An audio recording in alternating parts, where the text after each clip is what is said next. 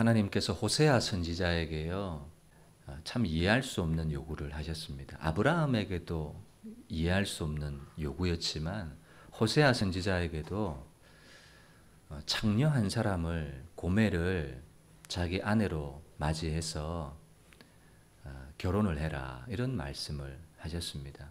그것도 이해할 수 없는데, 결혼을 해서 아이를 3명을 낳았는데 이름을 짓는데 뭐 축복이라든지 은혜라든지 이런 좋은 이름을 짓는 것이 아니라 아이 이름을 로루하마, 로암미, 내 백성이 아니다, 이렇게 이름을 지어라는 거예요.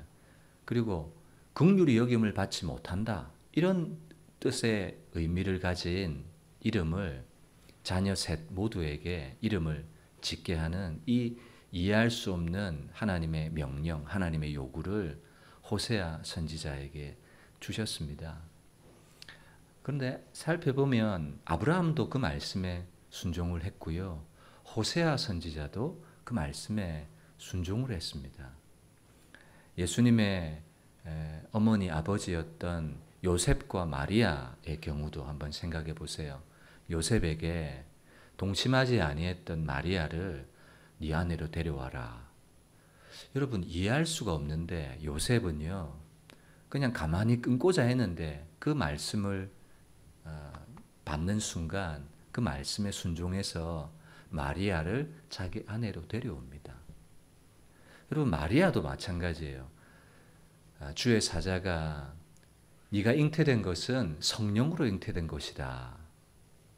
여러분, 처녀가 임신을 하면 당시에는 돌로 쳐서 죽임을 당하는 그런 일이었는데도 주의 계집종이오니 주의 말씀대로 이루어지사이다, 이렇게 순종하는 태도를 여러분 성경 여러 인물들을 통해서, 여러 장면들을 통해서 우리는 볼 수가 있습니다.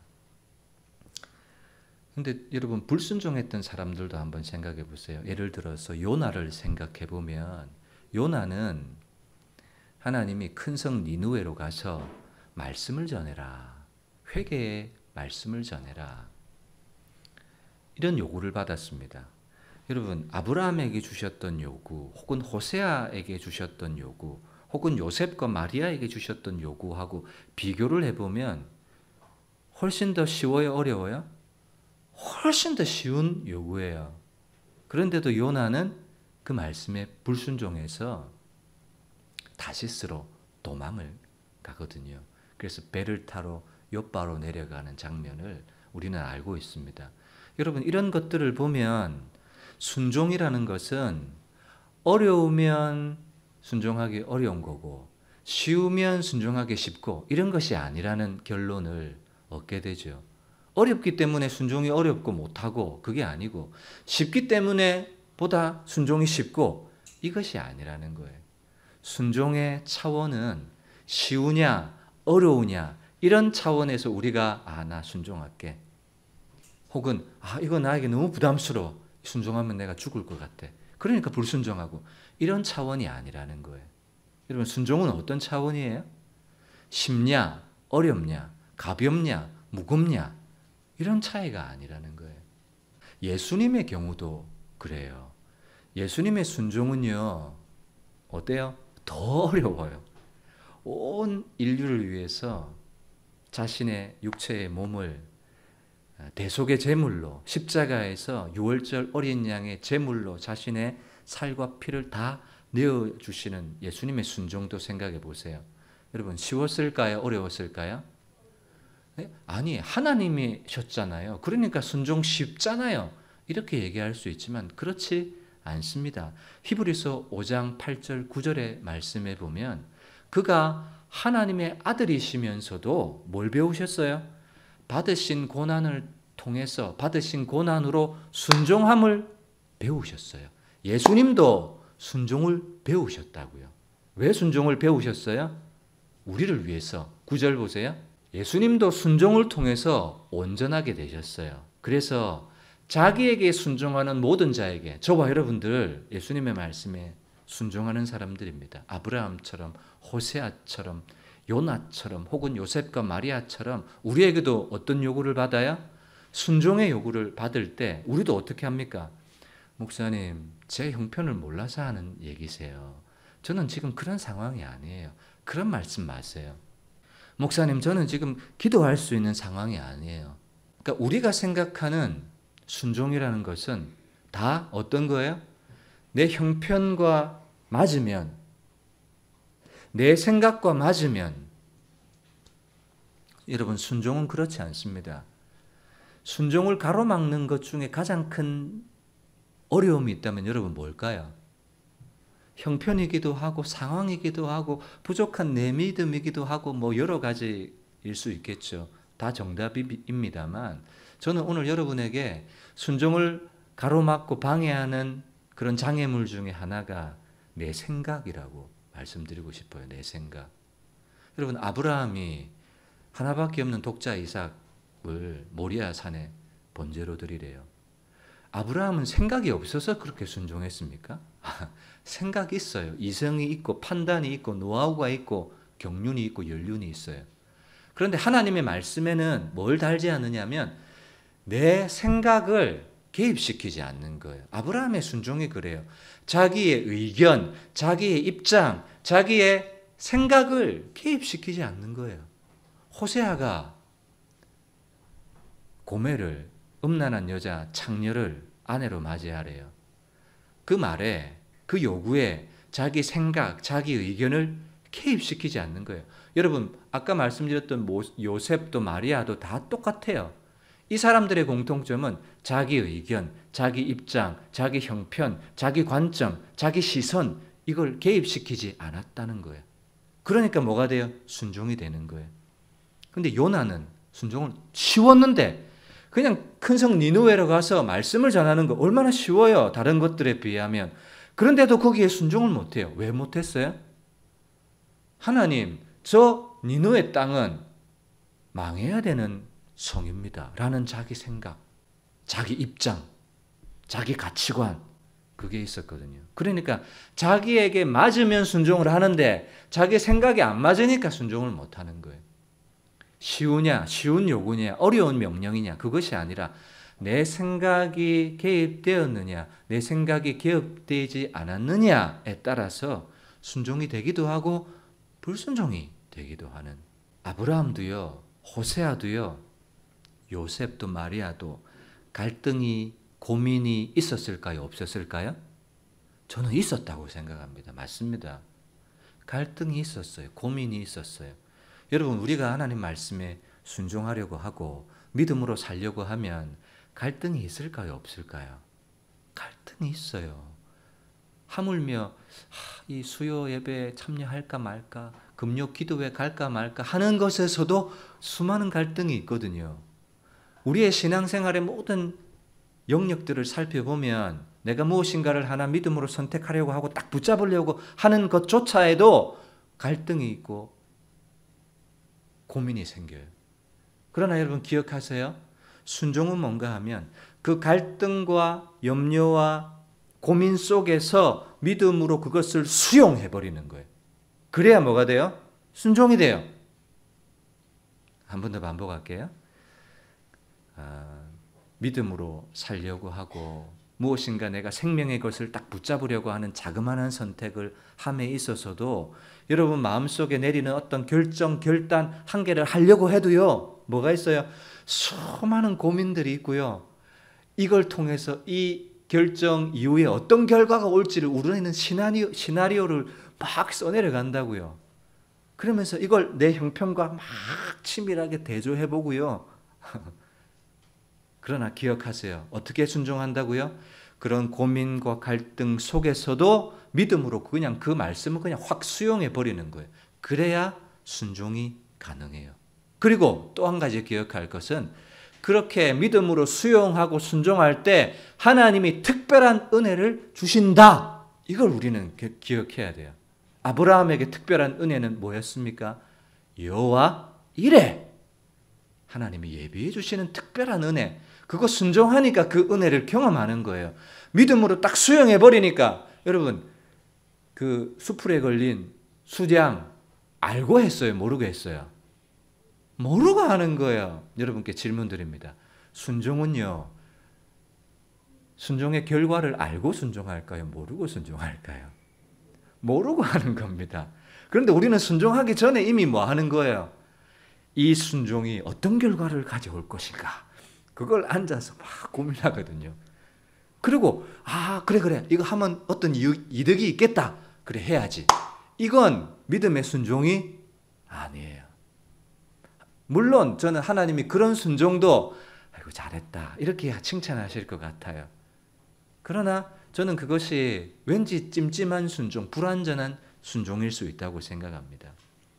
그래서 여러분, 순종을 가능하게 하는 것은 내 생각이나 내 환경이나 내 형편들을 배제해버리고요. 있어요. 없는 게 아니에요. 있어요. 알아요. 있지만 그것을 십자가 앞에 내려놓고 배제해버리고 마리아처럼 주의 계집종이오니 주의 말씀대로 이루어지사이다. 하나님 말씀이면 내 입장, 내 인생, 그 결과 하나님 저는 몰라요. 제가 아는 건 하나님 말씀대로 순종하는 것이 믿음이라는 사실을 알기에 그저 그걸 수용해버리는 믿음. 여러분, 이런 믿음이 여러분과 여러분 인생과 가정 속에 있으시기를 주님의 이름으로 축원합니다. 여러분, 이 믿음은 참 중요한 믿음입니다. 오늘 우리가 읽었던 본문은요, 유대인인 베드로가 이방인인 고넬료의 집으로 찾아가는 일이에요.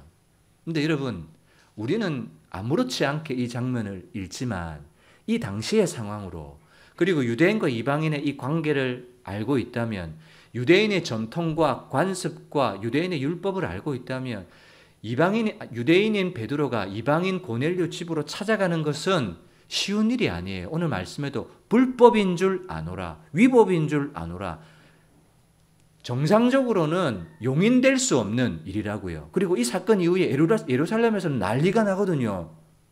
이거 쉬운 일이 아니에요. 그리고 이방인 고넬료가 베드로를 초청해놓고 기다리는데 24절에 보면 그의 친척을 불러요. 가까운 친구들을 모아놓고 기다려요. 이것도 쉬운 일이 아닙니다. 여러분, 이런 쉬운 일이 아닌데, 이런 있을 수 없는 일인데, 이런 일이 지금 어떻게 일어나고 있습니까? 우리는 그 답 하나를 성령 행전이잖아요. 성령께서 지금 이 일을 만들어 가시는 거예요. 그죠? 그래서 성령께서 이 일을 만들어 가신다는 이 관점은 약간 옆에 두고 오늘은 다른 것을 보려고 합니다. 베드로가 기도할 때 환상 가운데 메시지를 주셨어요.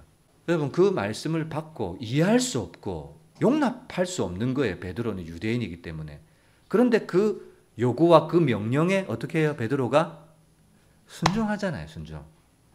그리고 고넬료도 마찬가지예요. 고넬료 역시도 하나님 앞에 기도하고 있었을 때 고넬료에게도 하나님께서 말씀을 주세요. 근데 베드로에게 세워져 있던 이 견고한 진뿐만 아니라 고넬료 역시도 유대인에 대한 견고한 진이 동시에 있었거든요. 근데 두 사람 다 하나님의 말씀에 두 사람 다 뭐 했어요? 순종하는 거예요. 한 사람이라도 순종을 안 하면 이 만남이 이루어져요? 이루어질 수 없죠. 그러니까 이 만남이 이루어질 수 있었던 것은 뭐가 있었기 때문에 두 사람 다 순종할 수 있었기 때문에. 그래서 보세요, 말씀 28절.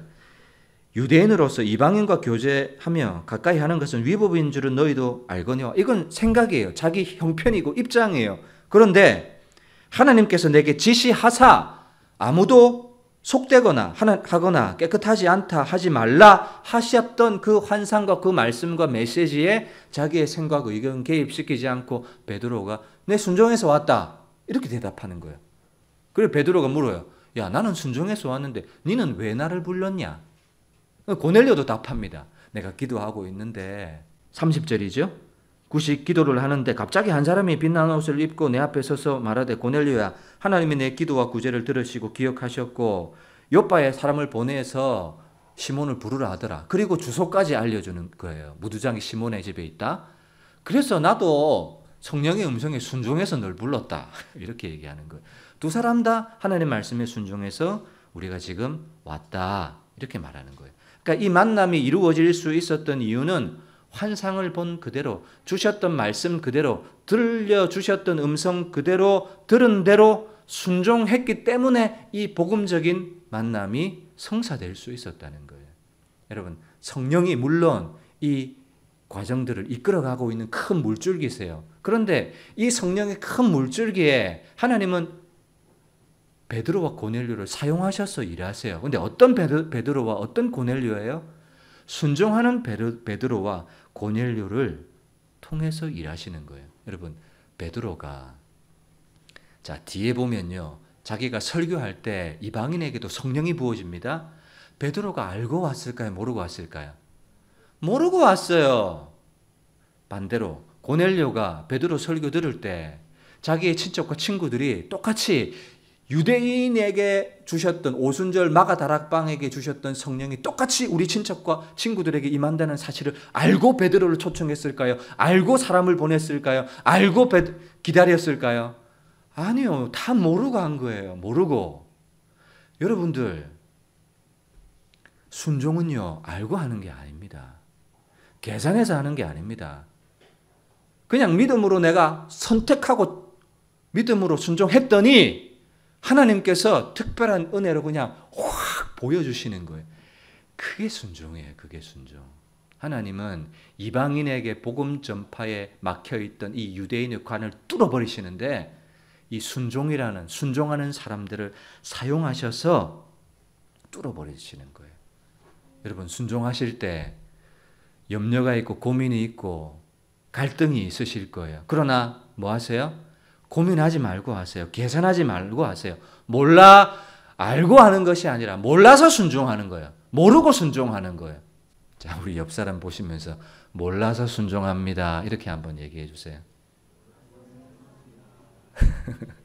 몰라서 순종하는 거예요. 몰라서.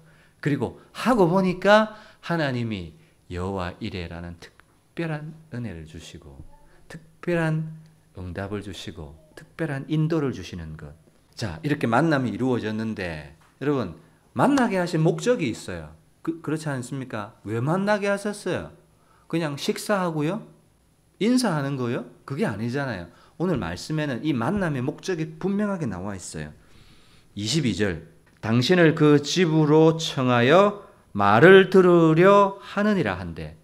그러니까 만난 건 뭐 한다고 만난 거예요? 베드로가 전해주는 말씀을 들으려고 만났던 거예요. 그리고 33절도 보세요. 내가 곧 당신에게 사람을 보내었는데 오셨으니 잘하였나이다. 이제 우리는 주께서 당신에게 명하신 모든 것을 듣고자 하여. 그러니까 만남의 이유는 뭐예요?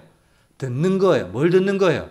베드로가 전해주는 말씀, 베드로가 전해주는 복음을 들으려고 하나님이 지금 성령께서 지금 이 사건들을 이루어가고 계시는 거예요. 순종한 이유는 듣는 거예요. 베드로는 말씀을 선포하는 것이고 고넬료와 친척과 친구들은 베드로가 전해주는 말씀, 복음의 말씀을 들으려고 이 자리에 지금 만난 겁니다.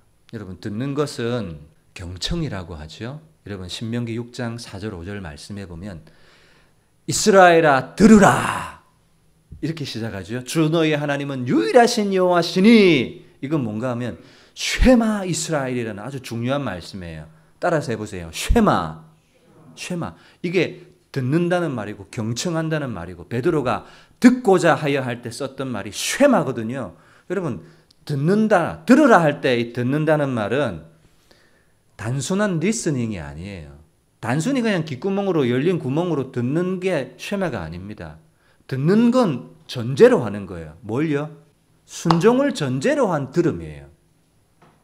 경청이라는 말은 야, 잘 들어라. 엄마 아빠 말 잘 들어라. 이 말은 뭐 하라는 거예요? 듣고 순종해라 그 말이에요. 들었는데 아이가 순종을 안 했어요. 그러면 아빠 엄마는 뭐라고 합니까? 야, 너 왜 엄마 아빠 말을 안 들었냐라고 하잖아요. 그러니까 듣는다는 말은 순종해라 이런 말을 포함하고 있는 말이 경청이라는 말이고 쉐마라는 말이에요. 듣고자 하여 우리가 지금 여기 있습니다. 하나님 앞에 있습니다. 라고 하는 거예요. 고넬료는 지금 어떤 마음을 가지고 있습니까? 베드로가 전해주는 어떤 말씀이라도 다 믿음으로 받아들이겠다는 마음을 가지고 있는 거예요.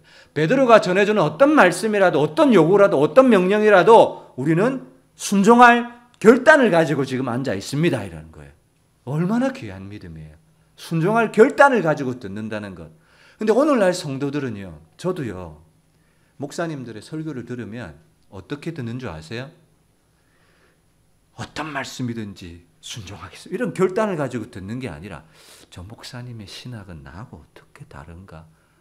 여러분, 이런 너무나 잘못된 듣는 태도예요. 여러분들은 어떻게 들으세요? 여러분들은 주일 예배 왜 오셨어요?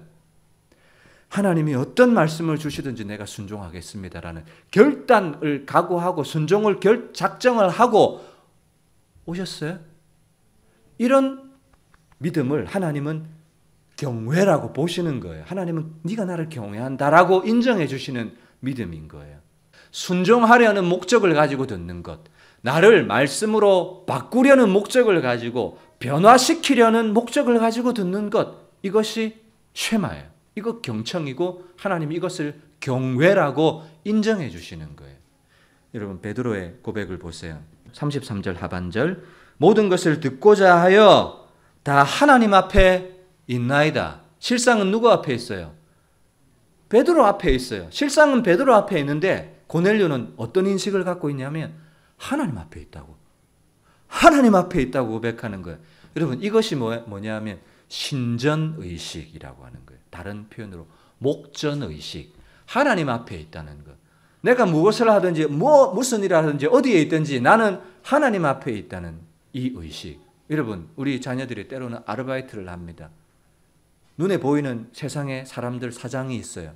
그 사장이 볼 때는 열심히 하는데 없으면 내 마음대로 해요. 그건 신전의식이 아니고 목전의식이 아니에요. 우리는 세상에 일하지만 누구 앞에 일하는 거예요?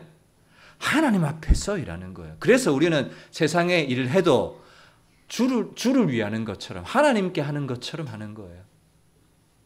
그게 목전의식, 신전의식. 또 다른 표현으로 뭐라고 합니까? 코람데오라고 하는 거예요. 하나님 앞에서, 하나님 앞에서. 하나님 앞에 있다는 이 인식이 고넬료로 하여금 어떤 말씀이라도 우리는 순종할 거예요. 우리는 어떤 말씀이라도 믿음으로 아멘 할 거예요. 우리는 어떤 말씀이라도 내 생각과 형편과 그걸 개입시키지 않고 말씀에 반응할 거예요. 이런 마인드를 가지고 있는 것이죠. 여러분, 그리스도인들에게 이런 신전의식, 목전의식, 코람데오가 흔들리잖아요. 이것이 흔들릴 때 우리에게 어떤 현상이 나오냐면 외식이 나오고요. 위선이 나와요. 사람이 볼 때는 잘해요. 성도들이 볼 때는 잘해요. 그런데 아무도 보지 않을 때 어때요?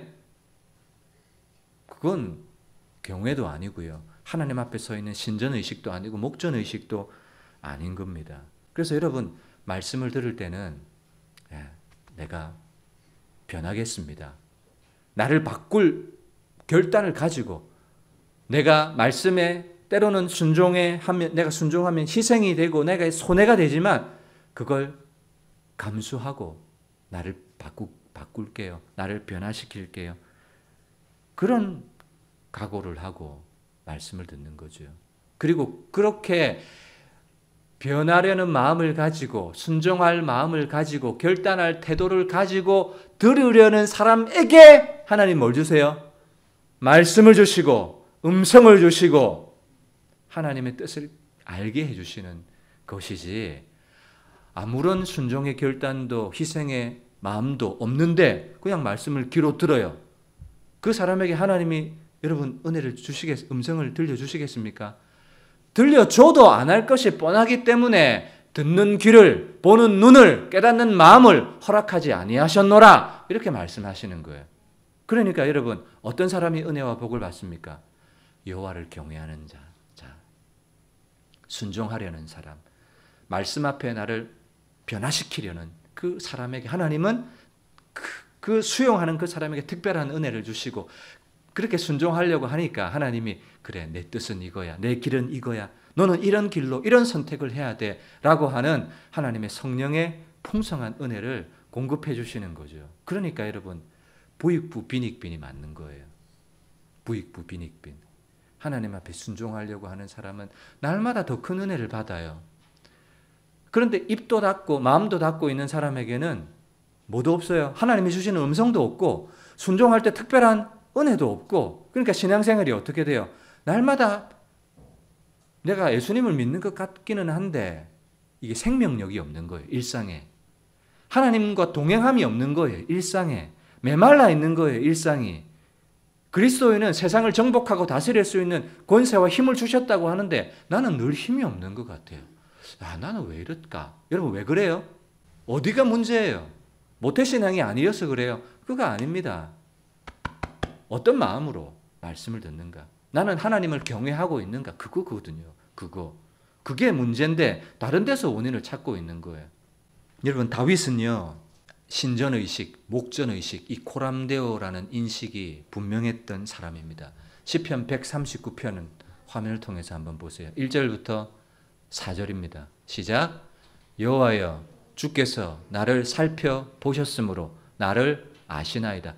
하나님이 나를 살펴보신다는 걸 다윗은 늘 기억하는 거예요. 2절 주께서 내가 안고 일었음을 아시고, 여러분 아신다는 말 다른 표현으로 보신다는 말로 바꿔도 돼요. 안고 일어섬을 보시고 멀리서도 나의 생각을 밝히 보시고, 3절 나의 모든 길과 내가 눕는 것을 살펴보셨으므로, 그냥 보신 것이 아니라 살펴보신대요. 살펴본다는 말은 어떻게 보는 거예요? 구체적으로 세밀하게 이렇게 보신다는 거예요. 나의 모든 행위를 익히 보시오니. 4절 여호와여 내 혀의 말을 알지 못하시는 것이 하나도 없으시, 내 혀의 말도 다 아신대요. 보신대요. 이게 뭐예요? 신전의식, 목전의식. 다윗은 이런 태도를 가진 거예요. 그런데 다윗에게 이런 태도가 깨어질 때 어떤 일이 생겼습니까? 목욕하는 밧세바를 취하고 범죄하고 살인하고 살인교사하고. 그러니까 이 목전의식이 얼마나 중요한지 몰라요. 고넬료가 이 목전의식을 가지고 있었던 거죠. 어떤 말씀이라도 듣겠다는 이 마음. 여러분 사도 바울이요 소아시아 교회에 전도를 하는데 고린도 교회에 복음을 전할 때는 복음을 전했던 시간이 약 1년 7개월이 되었어요. 1년 7개월 동안 복음을 전했습니다. 말씀을 전했어요. 그리고 예배소 교회는요 3년 주야로 밤낮으로 3년 동안 말씀을 전했어요. 그런데 특별히 데살로니가 교회라는 교회가 있었는데 그 교회는요 말씀을 전했던 기간이 고린도 교회나 예배소 교회에 비해서 훨씬 짧았어요. 데살로니가 교회 아세요? 얼마 동안 복음 전했는지? 세안식일 동안 3주였어요. 3주였는데 이 교회가요 대단한 교회예요. 왜 대단한가 하면 데살로니가 후서 1장 3절 4절을 보세요. 제가 읽을게요. 형제들아 우리가 너희를 위하여 항상 하나님께 감사할지니 이것이 당연함은 데살로니가 교회 너희의 성도들의 믿음이 더욱 자라고, 성도들의 믿음이 더욱 자란대요. 3주밖에 복음을 안 전했는데 3주 들었는데, 아니 고린도 교회는 1년 7개월이고 예배소 교회는 3년인데 데살로니가 교회는 세안식일 동안 짧게 말씀을 전했는데 너희 믿음이 자라고 있다는 것을 감사하고 있고 너희가 다 각기 서로 사랑함이 풍성해요. 4절 그러므로 내가 견디고 있는 모든 박해와 환난 중에서 너희 인내와 믿음으로 말미암아 하나님의 여러 교회에서 우리가 친히 자랑하노라. 야, 너희 내가 3주밖에 복음을 안 전했는데 너희 믿음이 더욱 자라고 있고 너희 서로 사랑함이 더욱 사랑하는 것이 자라고 있고 환난과 박해 중에서도 너희가 인내하고 믿음으로 말미암아 든든히 서가고 있다는 사실을 우리가 여러 교회 데살로니가 교회 너희 성도들의 믿음을 자랑하고 있어 이렇게 얘기하는 거예요. 여러분 이 비결이 뭘까요? 이렇게 짧았던 기간 말씀을 들었는데 이렇게 자라고 인내하고 믿음하고 여러 교회의 자랑거리가 된 이유가 뭘까요? 그건 데살로니가 전서를 봐야 돼요. 데살로니가 전서 2장 13절 다 같이 읽게요. 시작. 이러므로 우리가 하나님께 끊임없이 감사함은 너희가 우리에게 들은 바 하나님의 말씀을 받을 때에 사람의 말로 받지 아니하고 하나님의 말씀으로 받음이니 진실로 그러하도다. 이 말씀이 또한 너희 믿는 자 가운데서 역사하느니라. 여러분 고린도 교회가 고린도 후서에 얼마나 칭찬하고 믿음이 자라고 사랑이 자라고 인내하고 믿음으로 교회가 든든히 서가고 있었던 이유가 뭔가 하면 사도 바울이 전하는 말을 사람의 말로 받지 않았대요. 사람의 말로 듣지 않았대요. 하나님이 주시는 말씀으로 받았대요. 그 마음을 여러분 뭐라고 불러요? 네, 저는 경외라고 부르고 싶어요. 뭐 믿음이라고 불러도 좋고요. 순종이라는 말로 불러도 좋겠고요. 여러 표현이 있을 수 있겠지만 저는 오늘 성경의 설교의 주제에 따라서 경외라고 표현하고 싶은 거예요. 어떻게 듣는 거예요? 이건 사람의 말이 아니라 하나님의 말로 듣는 거예요. 저는 우리 성도분들 아는 교제가 있어서 아는 성도들도 있고 모르는 성도분들도 있습니다. 그러나 여러분, 목사님은 기도하다 보면 저 가정을 위해서 기도할 때가 있습니다.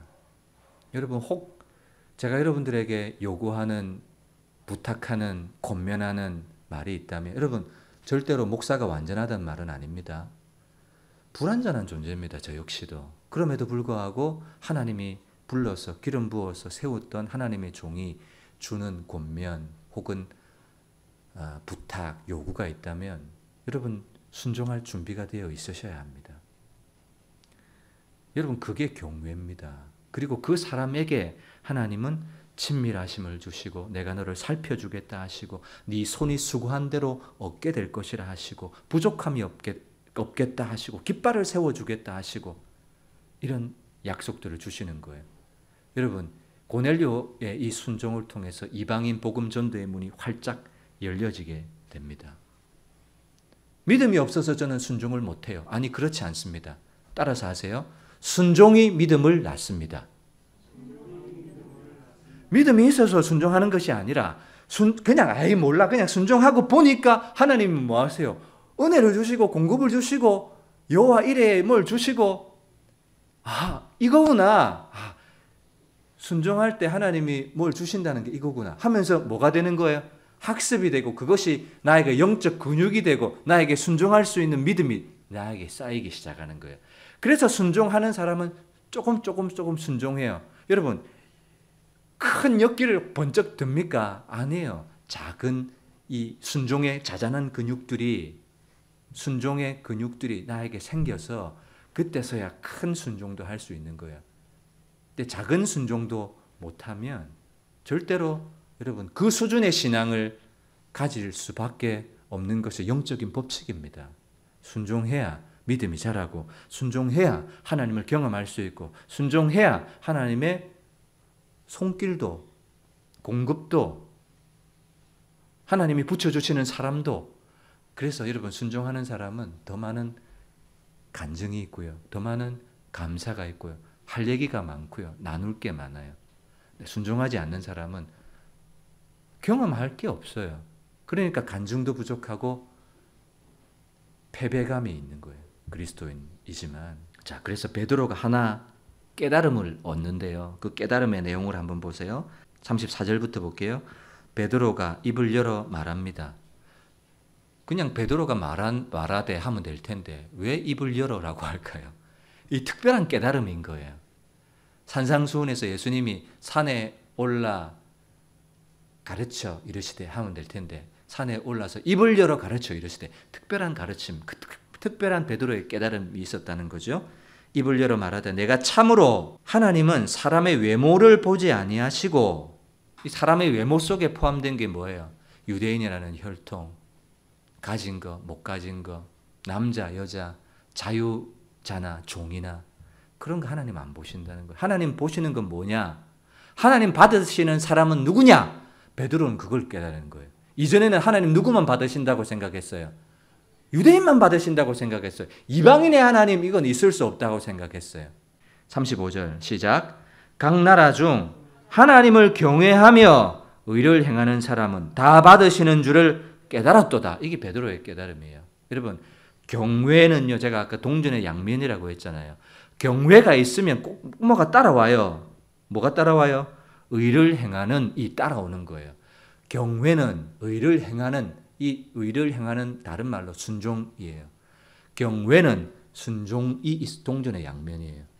경외만 있는 것이 아니라 의를 행하는 순종이 그 뒷면에 있는 거예요. 하나님이 받으시는 사람은 누구를 받으신다고요? 많이 가진 사람 모태신앙 받으시는 게 아닙니다.